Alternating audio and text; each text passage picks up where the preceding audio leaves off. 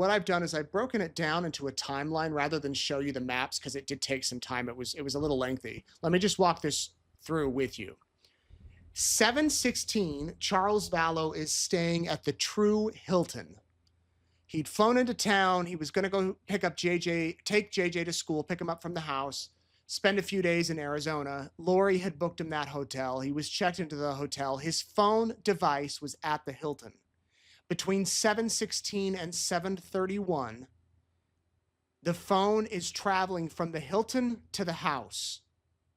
In less than 30 minutes, Charles would be dead. Isn't that wild to think about? At 7:37, the last outgoing message is sent from Charles's phone. I believe it was sent to Adam Cox, not Alex, Adam Cox.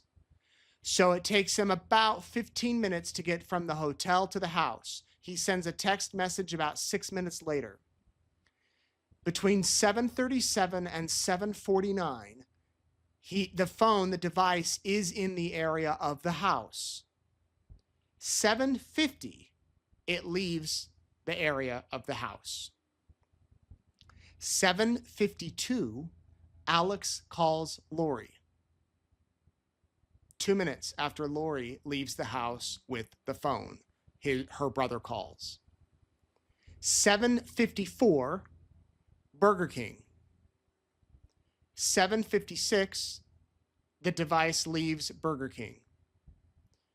8:16, the device visits Walgreens. 8:17 to 8:33, the device is at the area of JJ's school. At 8:36, the 911 call is received at the police department. So that is about an hour after Charles's device arrived at the home. After the Burger King visit, after Walgreens, after going to the school, 911 is called. Police arrive at the home around 8:41, 8:42. So within 5 minutes of that 911 call, the cops are at the house. Lori arrives at the house at 8:48. Here, I'm going to take my thing off. Sorry, the lower corner is covering that. But 8:48, Lori arrives at the house. So Detective Ariel plotted all that on maps with pins and different colors of like bubbles signifying Lori's phone, her two phones. She had a T-Mobile and a Verizon. One color signified one, the other color signified the other. And then Charles's phone had one color, and then Alex's phone had one color. Let me go through that really quick.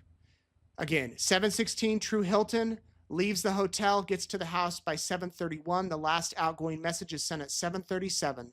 Between 7:37 and 7:49, the phone is in the area of the house. So whatever was happening during that 11 minutes, the shooting, whatever it was, the phone's there. It leaves the house, the area at 7:50.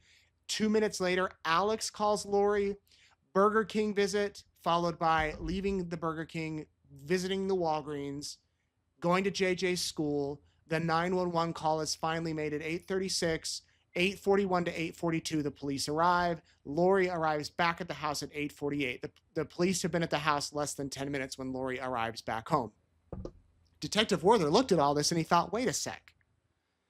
Remember, originally the story was that they called 911 and then Lori left to take the kids to school, left to take JJ to school, and that she stopped at Burger King and Walgreens on the way. But hold up, how are you going to call 911 at 8:36 and have Lori back at the house 11 minutes later after visiting the fast food restaurant, the Walgreens, and the school?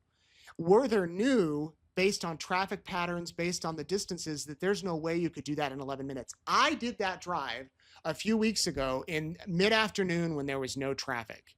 And I think total it took me 20, 25 minutes. I mean, I did stop and I recorded video, but to do it in 12, you'd have to have no traffic and just quickly go.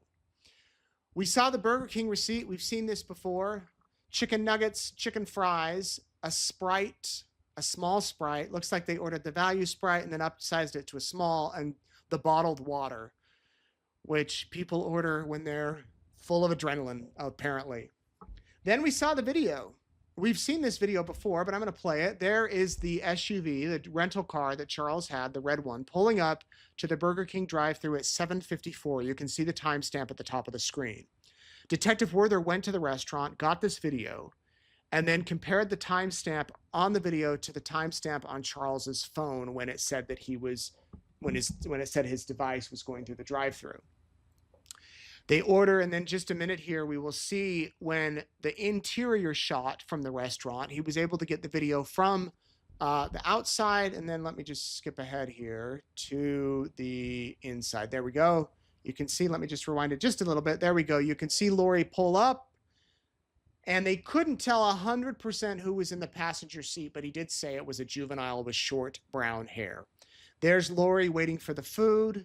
The employee comes out in just a second with the food, hands it over, but that is a very clear shot of Lori Vallow. If you're watching on a phone, it's kind of hard to see, but on a big screen, you can probably see it there. They're getting the Sprite. They're at the restaurant. I think a total of, was it 2 minutes? She gets the money. I'll fast forward here. They give her the food. Window is closed, and then they pull away. The next stop is the Walgreens. Here's something kind of humorous. Originally, Detective Werther said that he was told she stopped at a CVS. So he went to 7 CVS stores, and none of them had any video, photos, nothing that matched Lori visiting the CVS. Well, then looking at Charles's GPS data, he said, no, wait, that looks like he actually went to a Walgreens. So instead of going to the Walgreens, he called them. Saved himself a trip. Trina mentioned that, Trina K. And they said, yeah, we have video, and you can come and look at it. Now, I want you to look closely. Lori has said that she needed to stop at Walgreens to get flip-flops because it was hot asphalt, and it was Phoenix in July. But I think she's wearing shoes when she walks into the store. Look at the video with me and tell me if you can see. Oh, shoot. I meant to pause it. I'm going to try to pause. Is she wearing... That looks like... It moves so quick. Let me just rewind it. There we go. It looks like she has a shoe on at least the 1 foot. So I don't know if more will come into that, but she said I needed to stop and get shoes, and that's right where it starts. I can't rewind it a little bit just to see. Let me play out the video though. Tell me, do you think she has shoes on? Let me just play the video. Here she is walking in the store. It's now 8:16. You can see in the upper right-hand corner, the door closes. Then we cut to a shot here where she's buying the shoes at the cash register. Here in just a second. Let me pick it up. There we go. She goes up to buy the shoes. There's 2 pairs. And she asks for, I believe, them to cut off the tags with some scissors. Yep, she got the scissors. You know, maybe it's possible that she said she was buying these shoes, one for JJ and one for Tylee.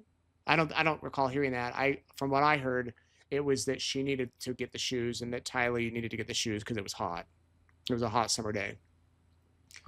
So she gets the shoes. Unfortunately, we can't see her feet in this shot, but takes off the tags to be worn, and then she leaves the Walgreens.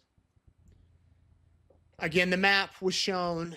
You can, by the way, watch the whole video. And I think this is the first time many of you have seen this. They showed this in Lori's trial in Idaho. So I had seen it before, but I think for many of you, this was the first time that you'd actually seen it, unless you were in the courtroom that day, because there were no cameras in Lori's case in Idaho.